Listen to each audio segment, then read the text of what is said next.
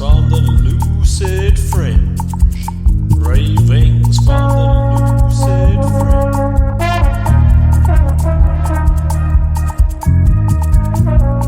Musings from an unpasteurized life.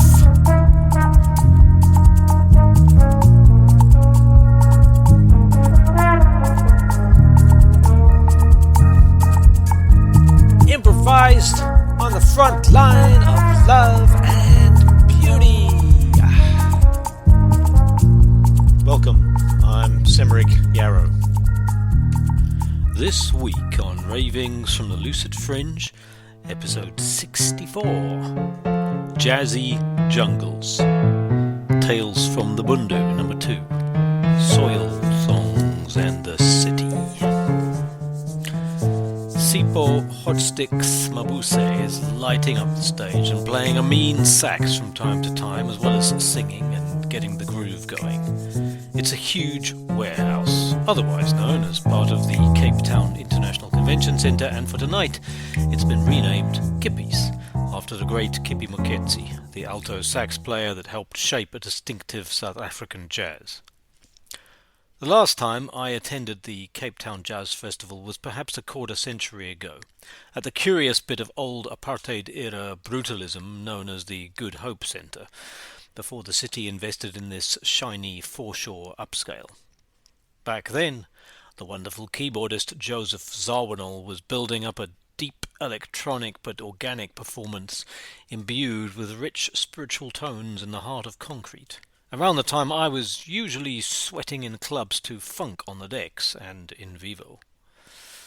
Round the corner from today's CTICC there's a club that still pumps tunes for the club crowd, it seems, where my crowd had once danced our way through a rare December thunderstorm. And the club owners kept it going, though they had to pay high overheads to the protection rackets in what was then a seedier part of town.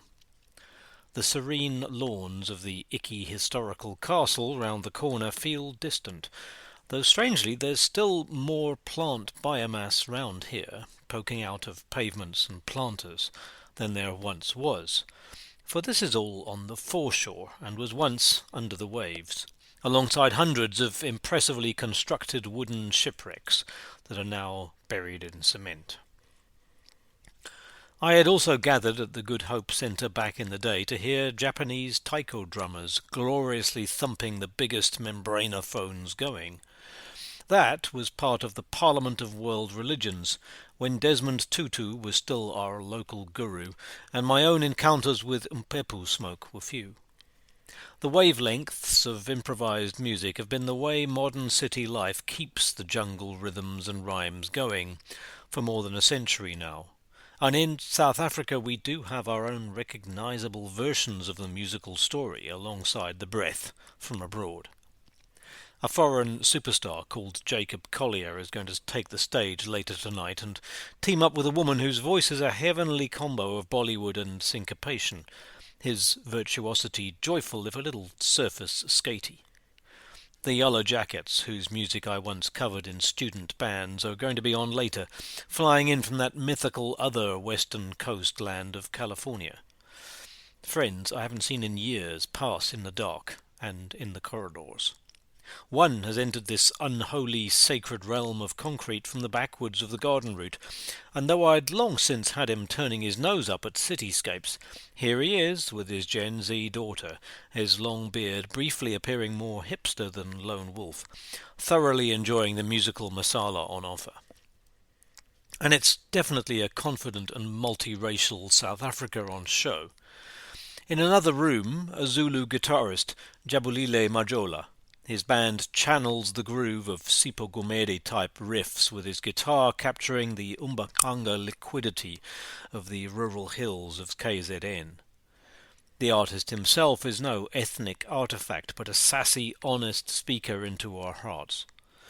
This time, the location is a massive conference room, a very long rectangle with fold-up chairs. We had to queue for free tickets for this particular venue because space is limited. Given how huge this place still is, it's a little reminder that tonight is a big night on the local scene. Later, Carlo Mombelli and his band will take the same stage with their cutting, edgy, Jazzy sounds. Class all round.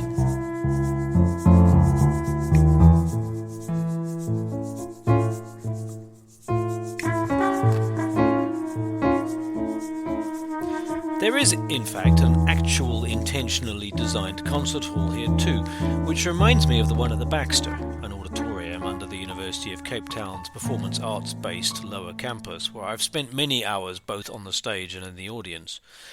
Except this is the CTICC, so it's much bigger than the Baxter version, and even so, only those extra queued for free tickets get us in because space is limited. Abdullah Ibrahim has just been sharing himself here, reading Bushman poetry and communing live with spirit. South Africa's most famous tinkler of the keys was in his 90s. This was his last performance before he passed away in June. The hauntingly wistful sprite, with a substantial ego and beautiful music to make up for it, was finding a deeper, quieter song in his final years, in his final months, in fact. We missed his show, though I have both the echoes of the heavenly times I heard him before, like Under the Night Sky in the theatre in Maynardville Park, and feel the resonance in the stories we're told by those who saw him that night. Instead, we entered the concert hall to dream with a fresh young energy, a sax player from Leeds, that northern English city I briefly passed through last year. She talked disarmingly of the power of her music crafting process to manage her personal dark spaces. There was a deeply vulnerable freshness in words here that I didn't hear on the stage 20 years ago, when the notes held all the stories. We wonder, though, if that individual piece can ever be the whole story. Improvisation at its core tunes into everything around us. Even the shipwrecked woodwork under the concrete, the ancestors both human and more than human wanting their stories to be expressed, the energy of future forests that courses its way through the air. An air that leaves something to be desired for all the creativity on offer. Perhaps it's some kind of cheap air freshener coming through the air conditioning system that has that sickly taste reminiscent of excessively sprayed teenage deodorant. The next night, Joanna and I will walk past a Loop Street art gallery and peer in at classic monochrome shots of some of the performers. The energy of the jazz festival feeds out into the town. We sip on a cocktail each at what was once a club for sportsmen and is still furnished in a layered and rich colonial style. Poignant photos there on the walls too. Rugby champions from the city's oldest township. Golfers going walkabout with the poor. Techno beats pump out from other less stylish places, revving up the grey jungle into the early hours. A few years ago, walking down the then barren city centre post-lockdown, the only thing greeting us was offers of dacha for sale. Now the city has its mojo back, and the marijuana is mostly sold from semi-legal snazzy shops. Up the road, I remember my weekly gigs at the 2000s version of all this, Kennedy's Cigar Bar, where pre-revolutionary Havana might have been the nostalgic moment suspiciously on display, but the mixed cast of customers were forging their way into a new Africa. The following morning, round the corner, was the first place in the city to start selling flat whites back in the day. A hell of a name for a drink marketed to those claiming success in post-apartheid SA. Over the road was a classic club called, in brilliant confusion, Jazzy, its grungy decor capturing the essence of the post-industrial deep north of the country.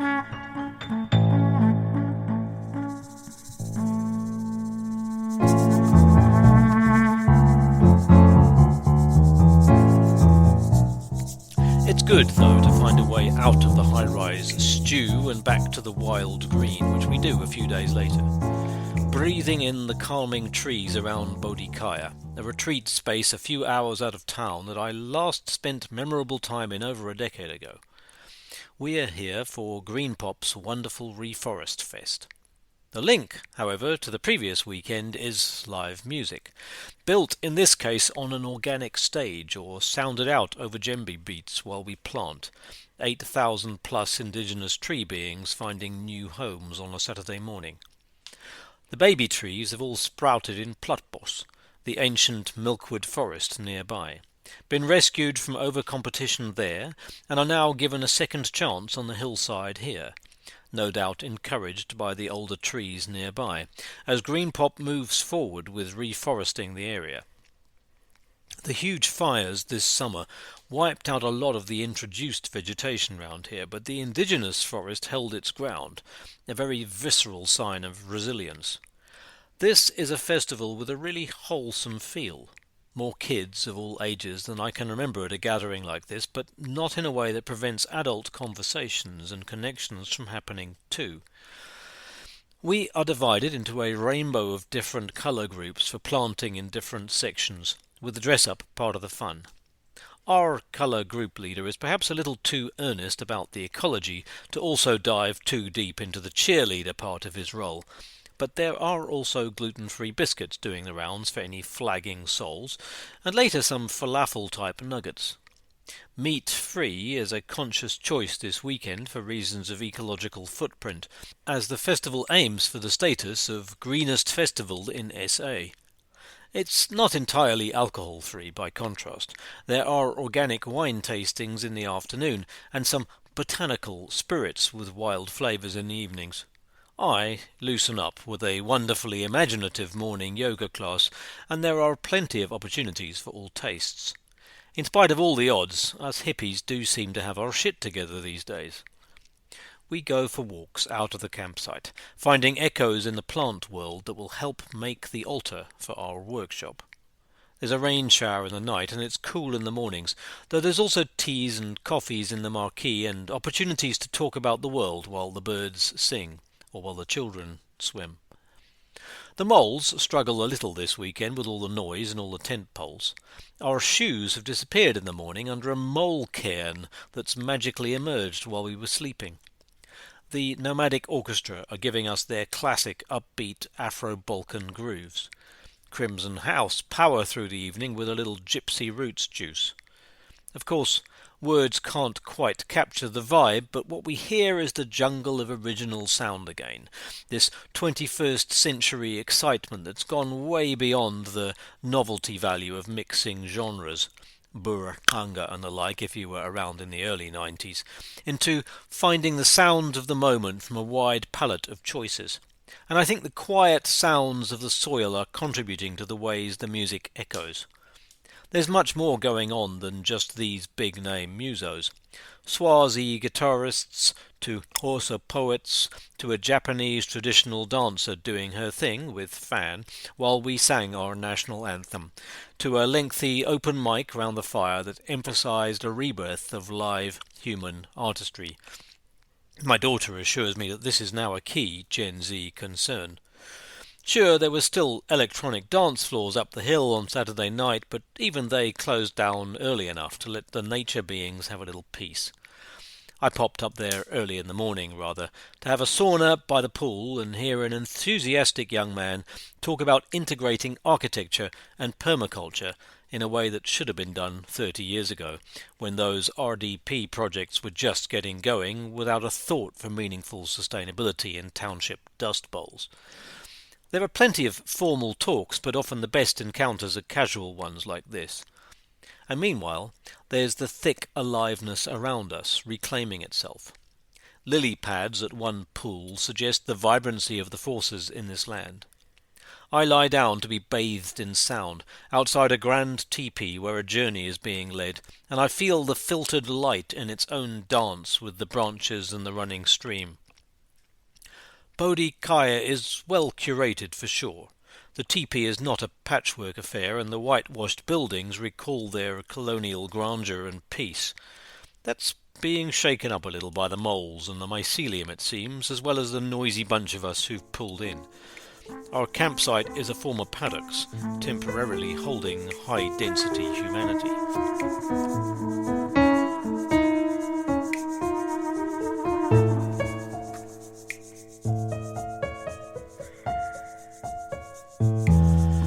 With the help of the energy here at the festival, I feel optimistic. Joanna and I run an introductory workshop on the principles of the work that reconnects, and find a receptive and engaged audience ready for the task. We have to feel gratitude for the creativity and beauty both of nature and of humanity. We have to be honest about the impossibly large state of the crisis we've reached as a species and the impact we're having on all the others. We have to feel, too, the deep-rooted connections between us all, alive now, those alive previously and informing our actions, those alive in the future and urging us on to deeper, more resonant connection in these times, as the musicians remind us, all the human and more than human beings, so that we can feel we can take the next steps. Planting trees of all kinds and knowing there's plenty of room for mischievous shoots to rise up amidst the concrete from the memories of the ancient woods, trusting the groove and the grove to take us where we need to go next. I have some encounters there on the bridge where the tree planting plan is outlined. Not quite as unusual as the leopard photos from the deep forest that are on display, but still with globe-trotting friends that I haven't seen for years, and catch up with as if it was yesterday that we last hung out. One of them is only here because of the synchronicity of cancelled flights, with the horrible dramas playing out in the north. This is also the case a week later when I danced for the whole weekend with Yakov Darling Khan and old friends attending his workshop unexpectedly. We dance with a tree of life in the centre of the sprung floor, and my body remembers again how it is to be a human, creatively, in community with ourselves and the beings of the world, and how to include the imaginal in all that. I'm back in the city, even if there are rabbits and trees and nature echoes all around at our movement venue. Somehow, DJs who do it with consciousness, tuning into the needed energy for the particular group at any one time, are fulfilling something approaching the magic of the wise shaman, a magic which the forest's patterns are in synchrony with, helping us to shake off old skins and find new prayers for this time of year, a time when I need once more to enter the dark, to trust the messages that the worms and the soil might have for me, armed with the knowledge that by getting my fingers once more in the soil, I have helped to honour that essential aspect of our lives upon which we usually casually tread. In the course of this particular movement medicine workshop, where we dive deeper into the true meaning of ecstasis, a reaching beyond oneself, and looking back at these events from the previous weeks, I'm called to be more grateful, more consciously present to my surroundings, to realise my connection with what surrounds me and thank it. Yakov brings simple medicine from the forest with him. Another man I converse with now tells me he takes a little soil from place to place to build the conversation between soils.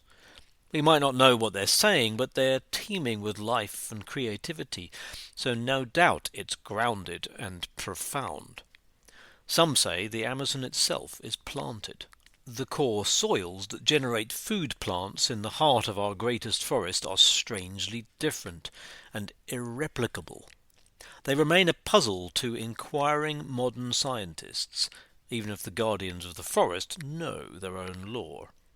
That's a story of human endeavour and creativity, trusting and connecting with the beings beneath our feet that give rise to this whole sense of place around us. A game truly worth playing.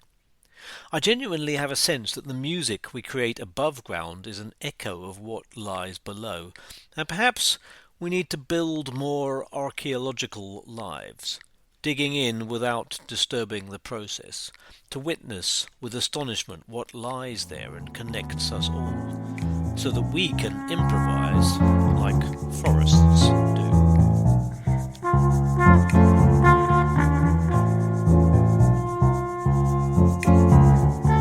So, thank you for listening to this latest episode in the series, and you can find all of my articles and my recordings at lucidfringe.substack.com, except my music and poetry from the past, which is all available at simricyarrow, all one word, .bandcamp.com, and the background recordings and sounds that you will have heard are all either from those recordings or they are my own.